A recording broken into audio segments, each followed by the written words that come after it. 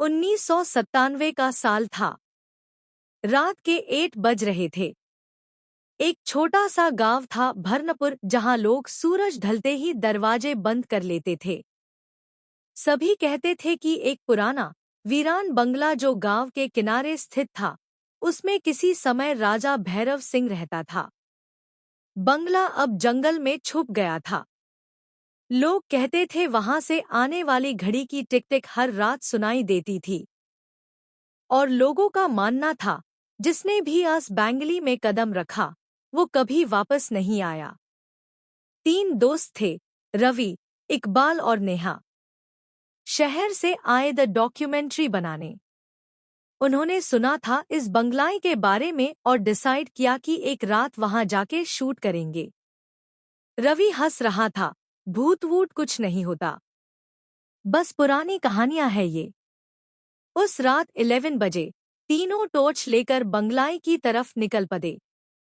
जंगल में हवा तेज चल रही थी और हर पेड़ की शाख ऐसे हिल रही थी जैसे कोई अनमेन से झांक रहा हो।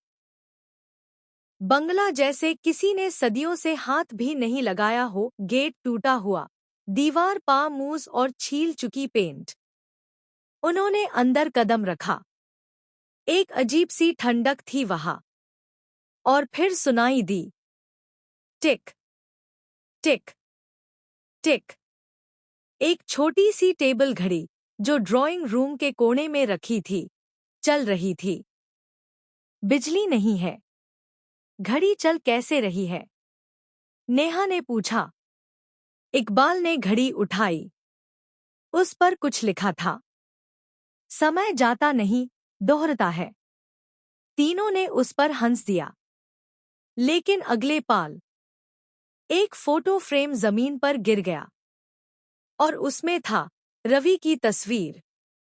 पर ये तो उन्होंने कभी नहीं ली थी। तीनों घबरा गए। रवि ने कहा, चलो वापस चलते हैं। लेकिन गेट वापस बंद हो चुका था और पीछे से आवाज आई, अब समय तुम्हारा है।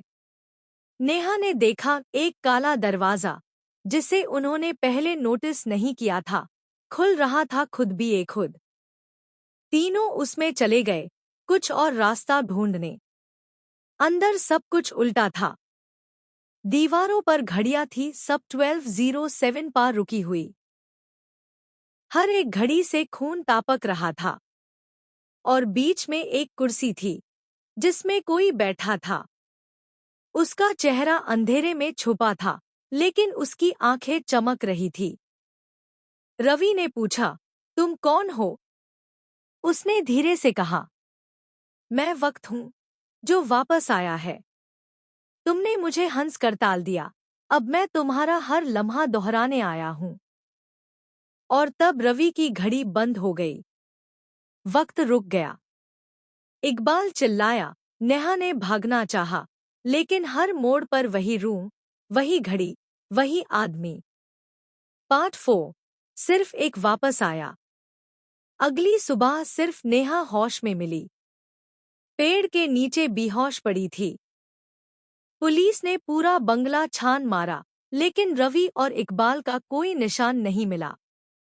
बस एक छोटी सी घड़ी मिली, 12:07 पर रुकी हुई। नेहा आज भी उस पाल से हारी हुई है। हर साल 31 अक्टूबर को उसके मोबाइल की घड़ी 12:07 पर रुक जाती है। और उस दिन उससे रवि की आवाज सुनाई देती है, नेहा, वक्त कभी छड़ता नहीं, वो सिर्फ तुम्हारा इंतजार करता है।